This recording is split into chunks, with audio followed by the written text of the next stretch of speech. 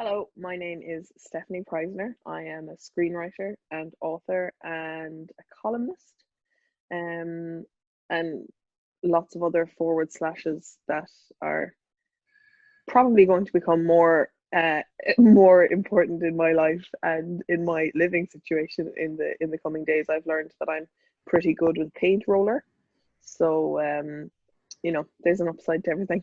Okay, cool. Yeah, for people that are watching this sometime in the future, we're kind of in the mid to end of April, in the middle of a pandemic in the world. In case it's become a time capsule from somewhere, actually. So yeah, we're all locked in our separate places of abode. Stephanie, was that like when you were a child, or when like was kind of performing writing? Was that something that was, you know, in you? Do you think, or was there a time growing up you went, oh Jesus, I'm kind of getting fascinated by this? Yeah, no, it definitely wasn't something that I was interested in from the start. I really wanted to be a guard. And I went to Templemore to the Garda Training College for 2 weeks. Around transition year, I was cast in the transition year musical. We did the Mikado, and I played the Mikado. And after that, a youth theatre in Cork, we're looking for young actors for, I can't remember what the first play was, but basically when I was in Templemore then, they were doing a production of Chat Room by Enda Walsh, and they asked me to come back and take part in that. So I left Templemore. It was only work experience in Templemore. I hadn't like gone and joined. You know, I wasn't hadn't been and so I started there, and then I said that I would go back to the guards, so the acting kind of stopped. And in some ways it has, and in other ways it hasn't. I then went on to study drama and theatre studies with Spanish, and then I trained as an actor, and then I started writing, and from there it's just kind of kept going. So And even before, it's like, say, when you kind of when the guards were in your head, like even as a younger child, were you the one that performed? Were you, what was it? Kind of something that, No, I was even talking to my housemate last night about like whether you had party pieces as a child, and it was like my most dreaded thing. I hated when elderly relatives would ask you to sing a song, and like you were meant to be polite and you couldn't be like no. I never did it. I always would get really upset and offended. I didn't like performing. And I still hate when people ask me to sing at what I think is inappropriate times. It's like, I please don't do that. And I don't drink, so I think those things are fine when you're drunk, but I just can't. yeah, No, I wanted to be a guard. I am an only child, so I guess I wanted. I was kind of raised to be entertaining, but mainly of myself. Um, and I think people often say like, I hear I still don't feel like a writer. Like I still don't feel like that's what I am. I put it down as my occupation because it technically is my occupation, but I always feel like writers are different, and I'm not like good enough or something. Like there was like you have to be good enough, better at adjectives in English class to call yourself a writer. Like there were girls in my English class who could describe sun dappling, like yeah. leaves dappled sunlight, all this kind of nonsense to me. And I just wanted, I remember one girl in particular, she got an A in her leaving cert, and she used to talk about how like the soft the soft curtains billowed delicately in the breeze of the autumn, whatever. And I was like, well, the curtains were moving because the window was open, obviously. That's that. I just, and even my writing style is still, it's not very colorful or flowery. I'm not really a writer. I'm more like, it's like I observe things, and the only way that I can tell you what I've seen is to write it down. But it's not actually the writing of it that is the thing that people read my work for or come and see. It's more about my mind and how I see things. I spend a lot of time up in my head, and it's why I can't do things like yoga or meditation because I don't want to spend more time up there. I need things that get me out of my head and into my body. So like I do jujitsu and kickboxing and moving, getting kind of into my body, because spending more time up in my head, I would just I don't know, I'd go mental. So I still struggle with considering myself a writer, but I also don't write for myself. And I feel like a lot, maybe there's like something virtuous. I hear a lot of writers saying like I just write for me. And if other people like it, then that's a bonus. But I just write for me. I don't write just for me. I want to be seen, and I want to be heard, and I want to be remembered. And I think that is the crux of my only childness. Not that I want the round of applause, but I want to know that I'm not alone in the world. And so when I write things down, like, you know, I write for the Sunday Independent every week. The Stefanie Preissner column is the first column in the Life magazine, and all of my articles start with, "Is it just me?" or Mm.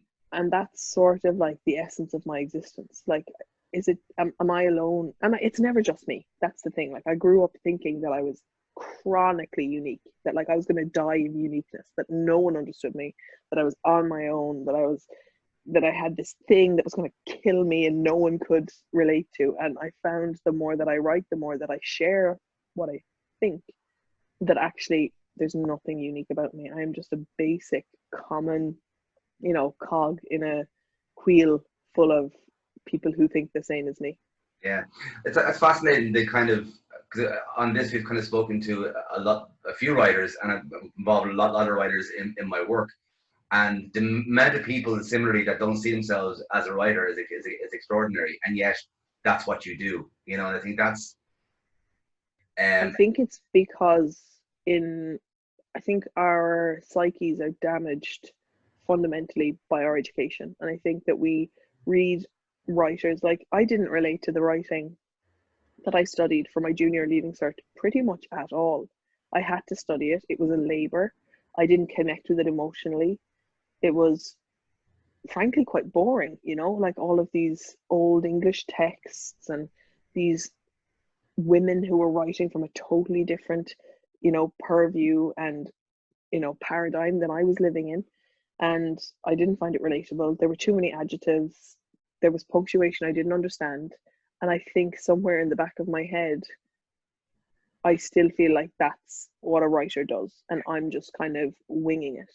Whereas some of the writing that I read of my peers, I write in rhyme when I write for theatre, and other writers who do that. Like when I read the work of like Ray Scannell or Arthur Riordan or any of the amazing female writers who write for theatre, whose work I really connect with, I feel like that's what should be studied at Leaving Cert. And I know there is a small change towards that in some of the cycles now, and some teachers are really pushing that as the age profile of teachers gets younger, then, you know, more fresh and vibrant work is coming in. But I think I still feel like because I'm not James Joyce, Patrick Kavanagh, or William Shakespeare, I'm not a writer. okay. And when you were kind of in school, then were you reading other stuff that wasn't on the curriculum? What were you an active kind of reader about that time? Did you seek work out? No, I listened to a lot of I guess like rap music. Like I would kind of listen to music a lot. I didn't um reading kind of only I only ever read Stephen King and Harry Potter, and Harry Potter really changed my relationship to reading, transformed it and saved it. I think what that woman did for literature is kind of incredible. Like, it's hard to imagine in this day and age that I queued at midnight to buy a book once. You know, that's unbelievable now. Like, when would that ever happen again? But there were millions of people queuing at night time to buy a book, which is amazing, and I'd love to see it happening again. Um, but I didn't really seek other work out. Because I wasn't interested in being a writer until I was training as an actor, and I found that all of the plays that I was reading, um, there just didn't seem to be a character that I could play that I related to. And I know the job of an actor is actually not really the roles are not about you. You are meant to embody a character and bring it to life rather than implant yourself into the character. But there was still all these, like basically there was no character that I felt I could bring all of myself to in a way that would make it a better representation than any of the other female actors I was competing with. And so I started to write my id. Um, you know, um, Psychologists talk about the ego and the id, and the id is your identity, your ID, the thing that is true only to you. It's like your fingerprint. And every time I write, I try to write my id. What is the thing that only I can write, that nobody else? Because every story has been told, right? And like, let's say with my TV show, Can't Cope, Won't Cope, that's about two girls who move from one city to another city and, have this sort of like crazy wild life. It's been written. That is a story that has been told. It's in the seven basic plots. It's either stranger comes to town, rags to riches, stranger in a new world, whatever. But if I stick to what I know and what my lived experience is and what is true for me, then not going to be it's not going to be able to be replicated by anyone else because it's my it. And so as long as I stay true to that, then what I write will be original, even if the overall structure of it is derivative or based on earlier work.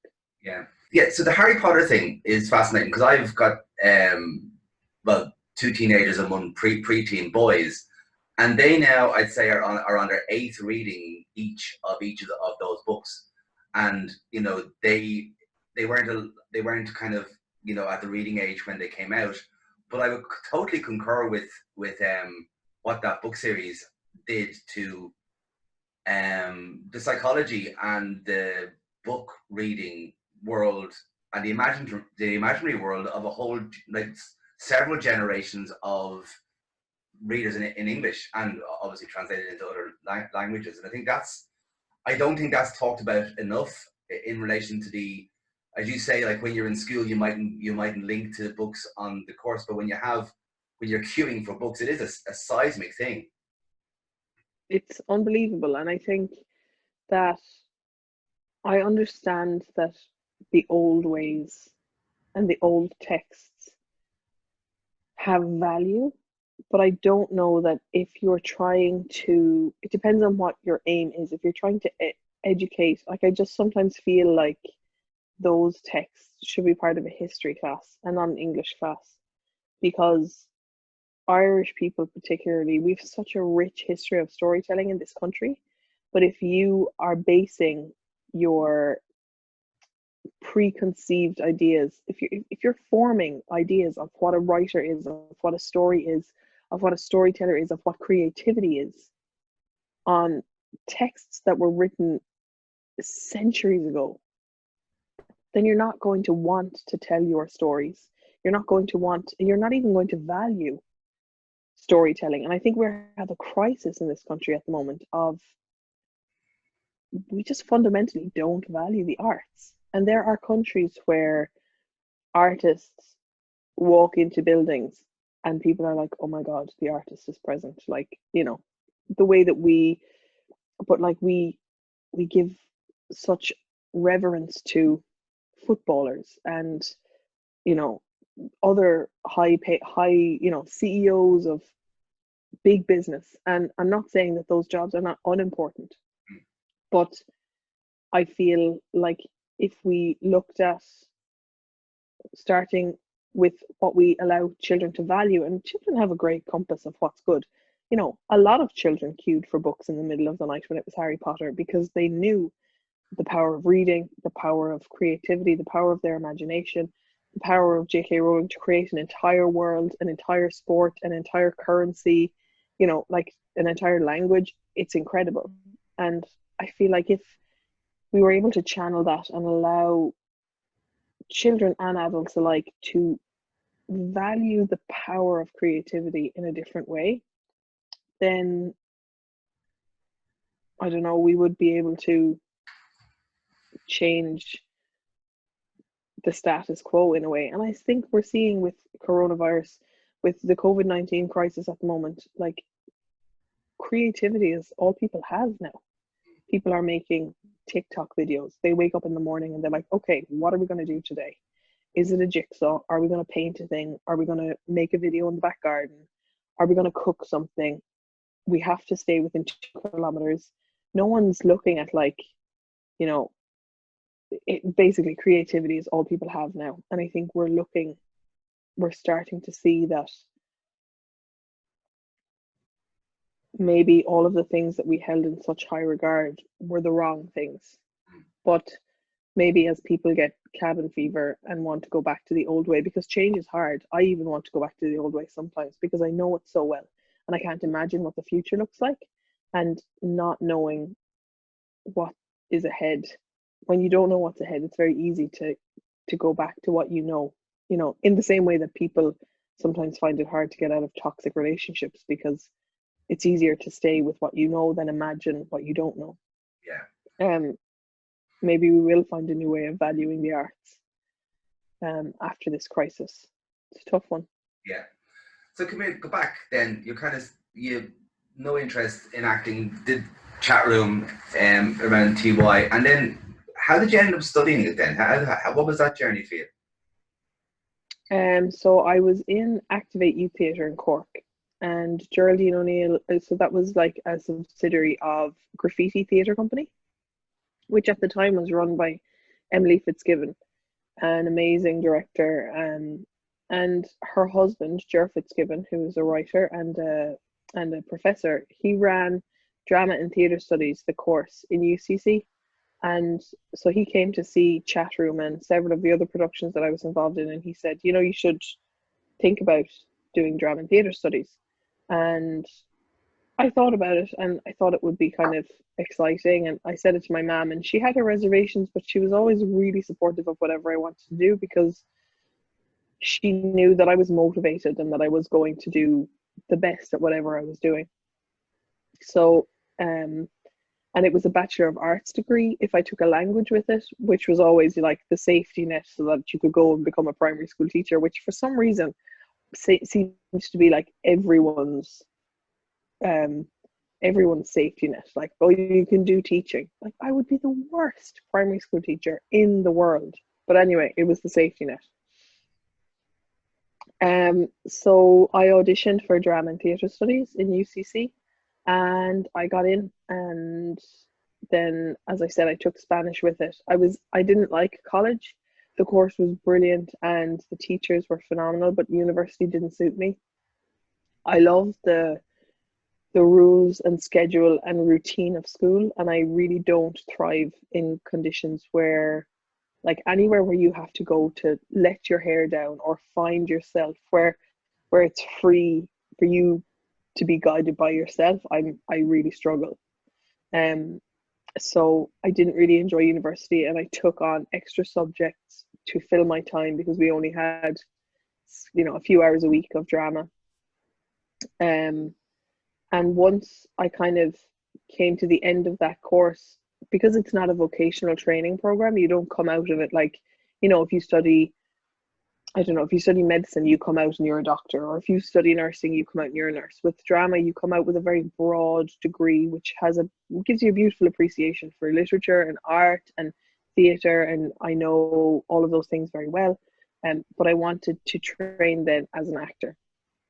So I auditioned for a couple of schools in London and the Gaiety School in Dublin, and I got into two of them in London and one in Dublin. And then I was just not able to move to London. I just didn't want to leave my mum, and I was homesick. So I moved up to Dublin where my nana was, and I went to the Gaiety for 2 years to train as an actor. Okay. And then was there, like, the training is one thing, and that space, did you find when you kind of started that it was kind of like coming home? Did you find something there that you kind of connected with immediately, or did it take a while? It took a while. It was lovely to be surrounded by like-minded people, other actors, artists, and there are, you know, you can pretty much differentiate very quickly, and this might be kind of controversial, but like the actors from the artists, there, and both are valid, but some people want to be actors where they only want to perform other people's texts. They want to have a director who's telling them what to do. They want to learn their lines, and they want to, create their character and just do that for the rest of their lives. And that's so worthy and so, respectable. But I found out very quickly that I wasn't content with that. Um, I didn't want to spend my life speaking somebody else's words, because I guess I felt like I had too much to say myself. So I think the Gaiety School was great in the sense that it anticipated that instinct and allowed you to create your own work for one of the modules called Manifesto. So you would write your own 3-minute pieces and perform them for your class, and then your class would critique them, which was tough, but also as real life, because there are people whose full-time job it is to criticize your work when you're an actor or an artist. So I started writing for those classes, and it was in there that I kind of got a sense of my voice and what I wanted to say and how I was going to say it. And those became the sort of templates for the more robust or long form work that I would do when I graduated from the Gaiety. And when you graduated, then like there was, when you have your voice, was there a kind of a, what triggered you into kind of writing your first couple of pieces? Were they for Fringe? Were they for, was there an aim towards them? There was. I was very lucky to have a couple of very prolific and kind of inspiring people champion my work from early on. So like the director of the Fringe Festival, or Tom Creed, would have been a huge influence on my work. And they offered to read my work for free and critique it, and then would guide me in a world that seemed all very new and inaccessible. So I was lucky in that regard, because I asked outright. I've said to so many people, like, would you mentor me? And a lot of people are like, I don't even know what that is. And I'm like, well, I know what I need, so can I ask for what I need? And it would be like, can you read drafts of this? Can we meet every week? Can I do a rehearsed reading of this with you? Would you direct a rehearsed reading for me? And so through that sort of tenacity, I was able to access the people I needed to access. And then, that will take you so far. And then if the work is good enough, you're kind of on your own. But the work needs an audience, and if an audience relates to it, then you're kind of off and running. So the first piece that I wrote was a 3-person show of a story that was told in rhyming monologues, and it was called Our Father, and that was in the Fringe Festival, and we did rehearsed readings, and then we toured it nationally. And then the Arts Council gave me a bursary to write my second play, which was Salpatine Is My Boyfriend, which was a 1-woman show.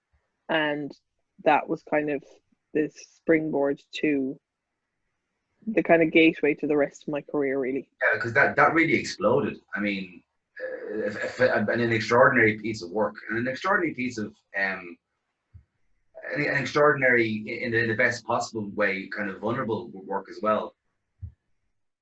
Yeah, it also came at the right time. I think it came just at the cusp of the last recession. Oh God, the last recession. Here we go again. But I'm not able. Yeah, so a lot of my friends were emigrating. So many of my friends emigrated to Australia and America, and I felt abandoned, I guess. And I wrote this play. At the time I was taking Solpadeine a lot, and I wrote this play about a girl whose boyfriend breaks up with her because he's emigrating to Australia, and her primary relationship becomes one with Solpadeine. And I think people found it relatable because, one, they were either taking too much Solpadeine, or they were missing their family and friends who had emigrated, or they were emigrating themselves, because we toured it internationally. And so there was something of a kind of a zeitgeist that it caught.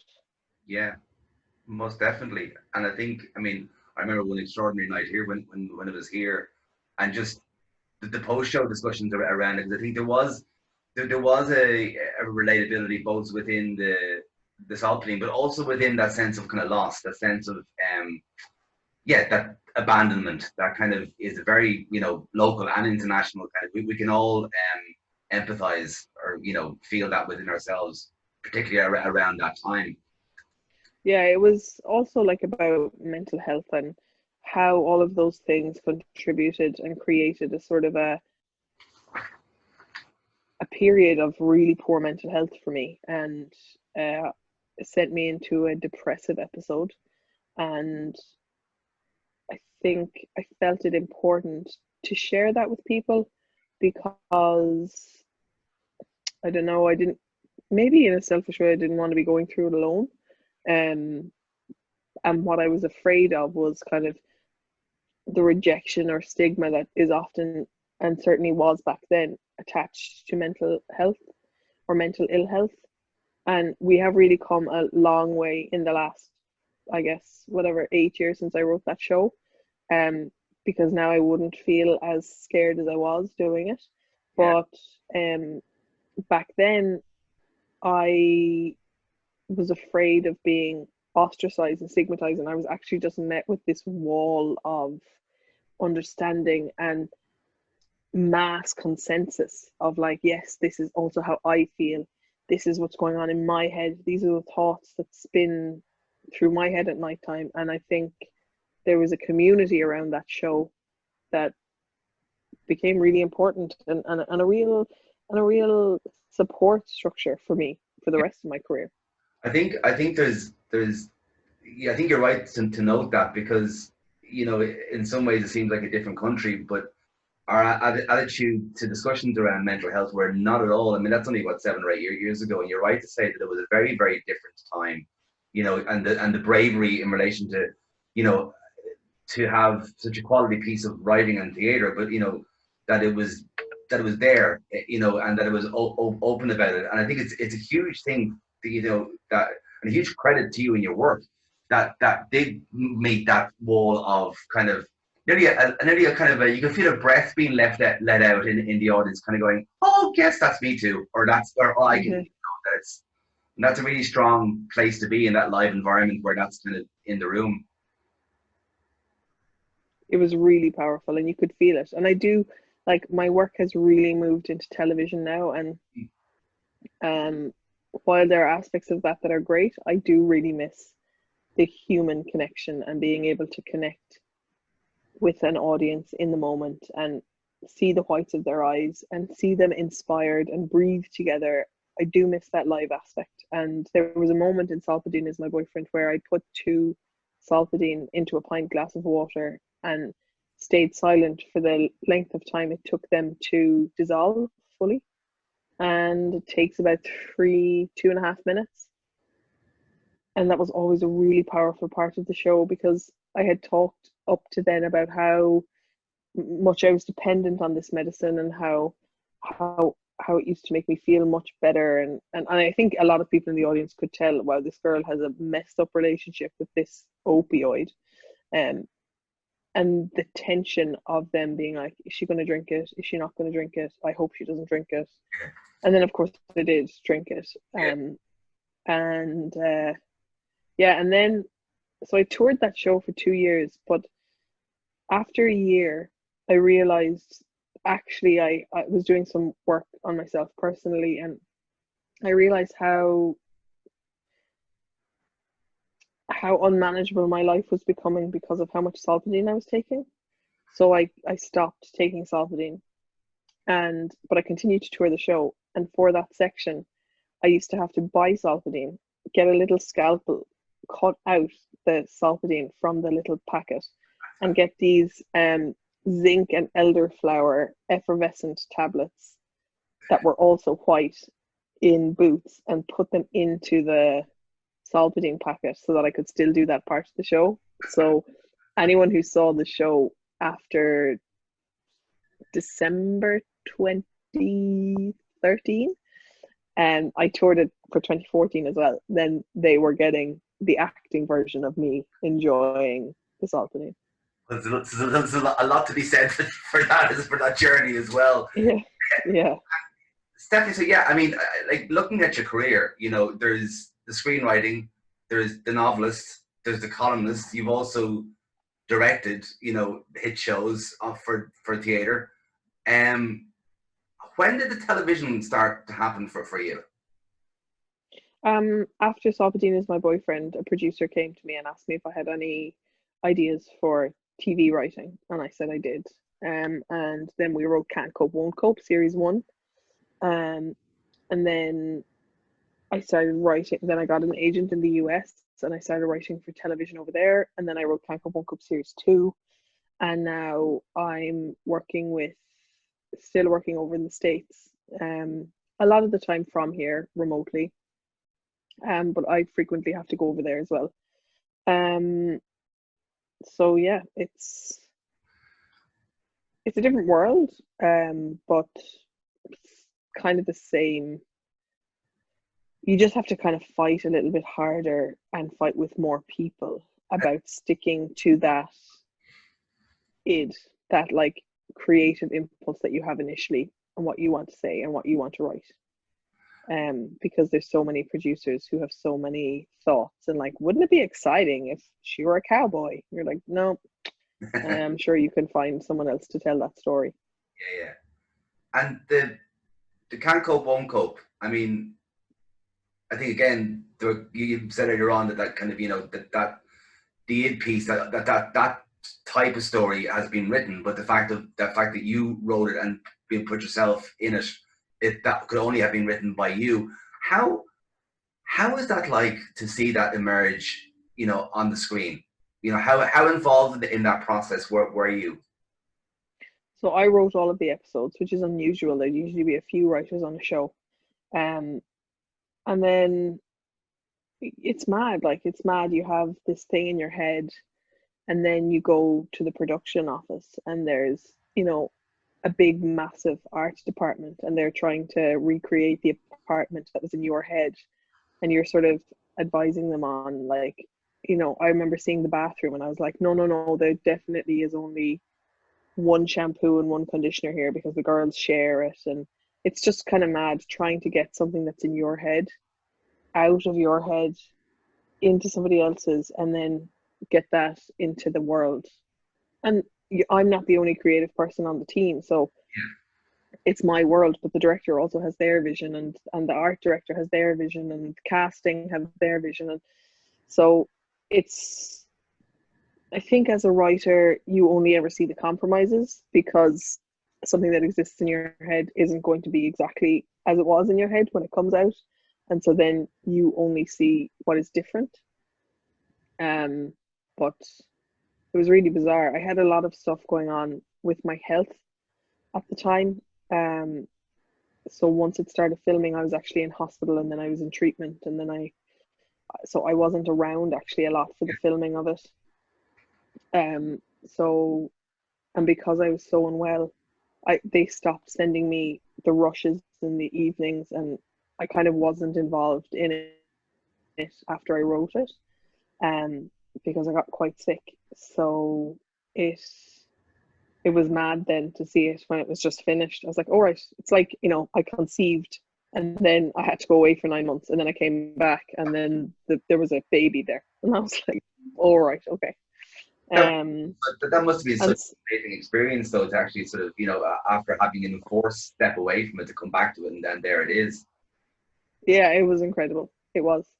And it's great. Like it's on the Aer Lingus in-flight stuff, in-flight service now, and people message me all the time saying they've seen it, and it's sort of bittersweet now because, of course, we've had the huge tragedy last year of Nika, Yeah. who played Danielle, and she passed so suddenly and so unfairly and grotesquely and too young. And yeah, so it's, you know,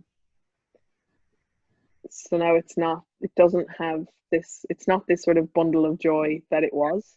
Yeah, yeah. And I kind of feel weird even sort of talking about it, remembering it. It's like Yeah. And during this COVID-19 time, a lot of people, like, this question keeps coming up of like, can we cope with this? Will we cope with this? We can't cope with this. And Yes. people keep tagging me in it. Um, and I'm just like, I can't, I don't know. There's just definitely a tinge of like, Of course. whereas before I would have jumped on that bandwagon and been there for all of the can't cope, won't cope jokes, but now it just seems a little bit irreverent, and there's just something about it that's strange. And then a book.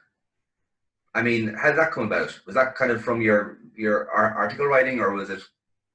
The article came afterwards, so I think I did a lot of press around can't cope, won't cope.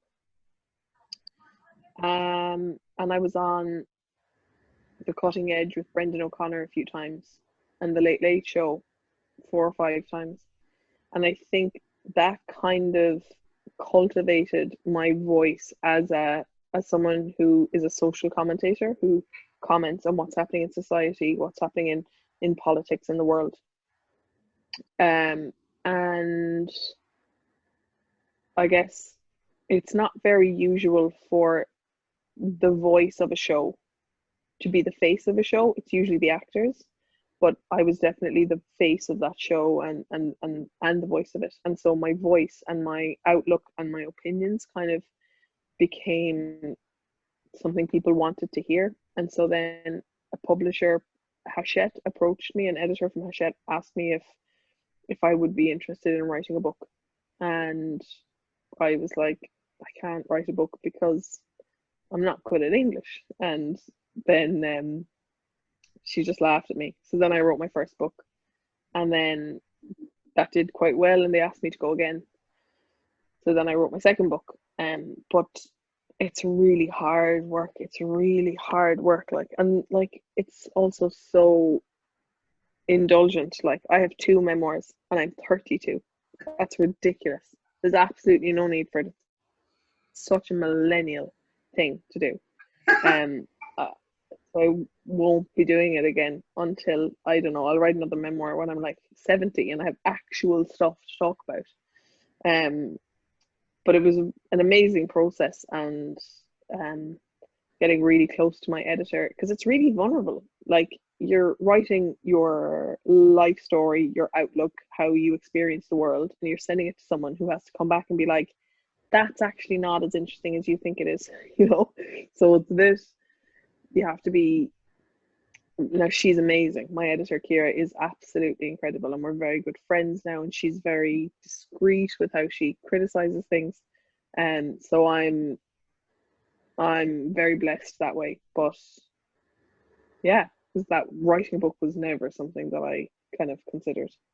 And Stephanie, you talk about the pressure there, but like, as much as writing a book is pressurized, having to write an article, is that really like pressurized, having to kind of have something that you want to write about every week, or is that just something that kind of is easier?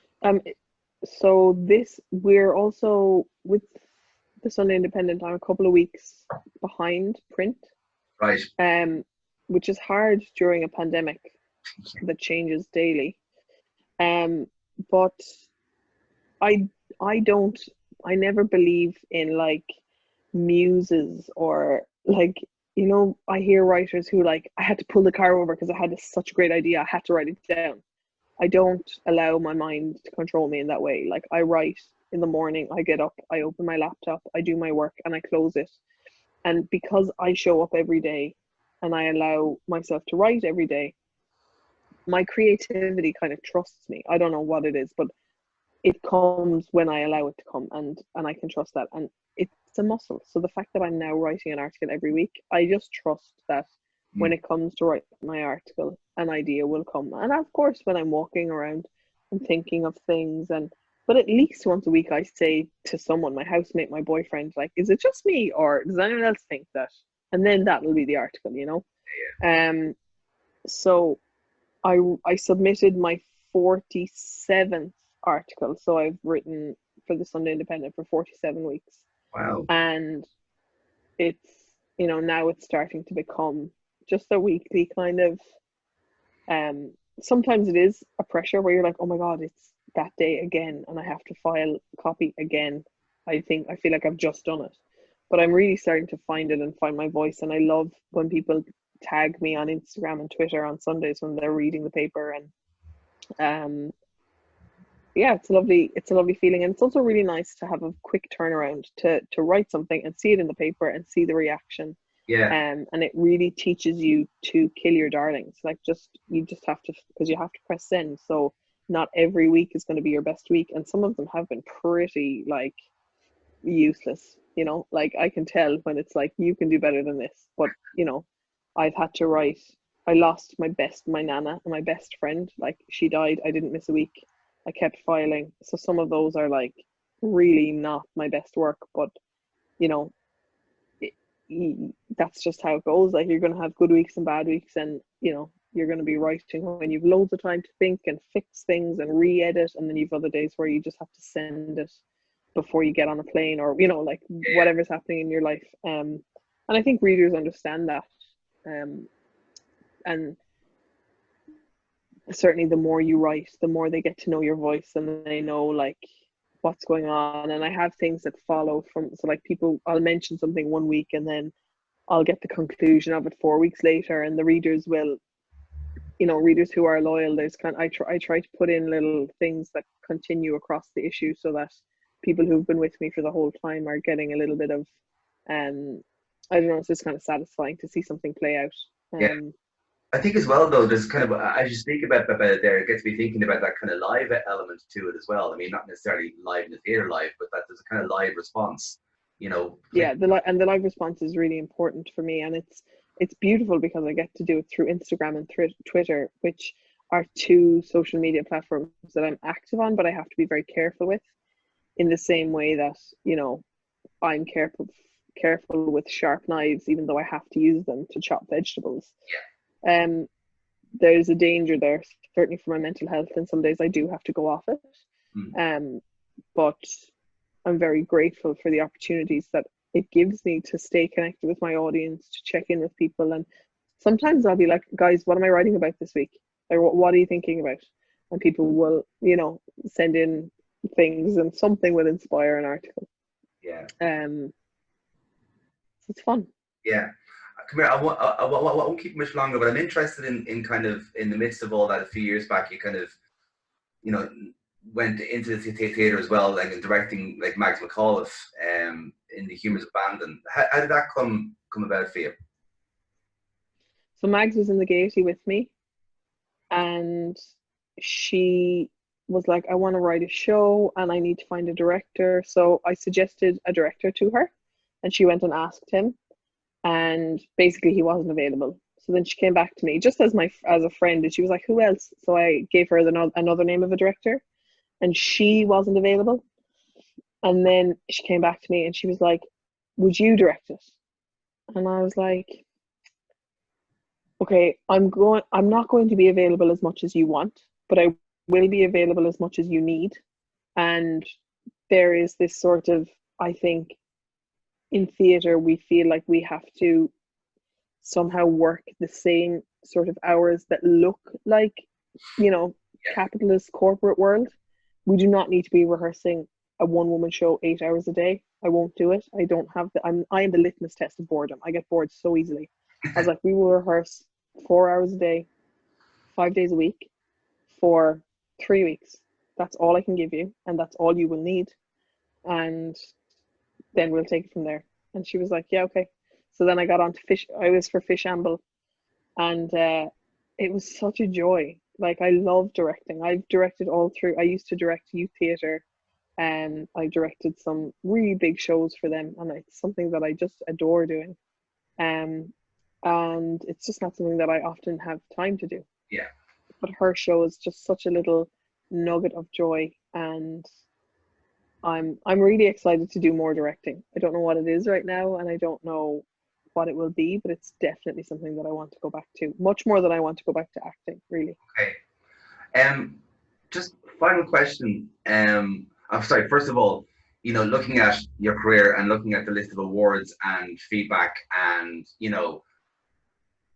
and the amount of people who respond to your work, I think you can kind of classify yourself as a writer. So I think there's it's all in the response. Never mind what you call yourself. But I suppose in relation to now, the work that for yourself, is it still the same thing you look for? Like you mentioned there about kind of connection, about kind of, is it just me? There seems to be a kind of thread there of that connection between your head and the world through your art, whatever way it comes out. Yeah, like you mean in what I'm writing now? Oh yeah, in what you're writing now, or in what you kind of seek out to write, or what fuels you basically. It's things, yeah, it's about allowing myself and other people to see themselves and to feel like they're not alone. And what we see is really powerful, like for the first, like when I was a kid, I thought that I could be the president of Ireland because for the first 20 years of my life, the president of Ireland was female. Mm. So I was like, yeah, I can be president if I want. That's not weird. Like, oh, and when Michael D was elected, I was like, oh, a man can do that job? Like, that's powerful. Yeah. That is unprecedented. And what people see is important now more than ever, because I think that people are watching television and consuming things visually much more than they are reading. And if I can, a lot of the things that we experience in our lives, we experience them through television or books before we experience them ourselves.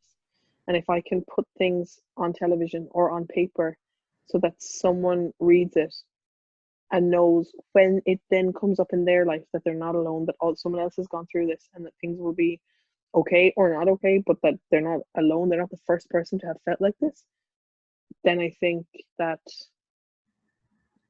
it can be a real compass for people in their lives. Cool.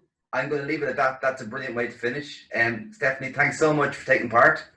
Thanks so much for having me. And I hope you're able to continue doing your work in this strange, weird, cocooning world that we're all living in at the moment. I hope so too, and I hope that for you, and I can't wait to be in Access soon, whenever that is. I know. And thank you for having me.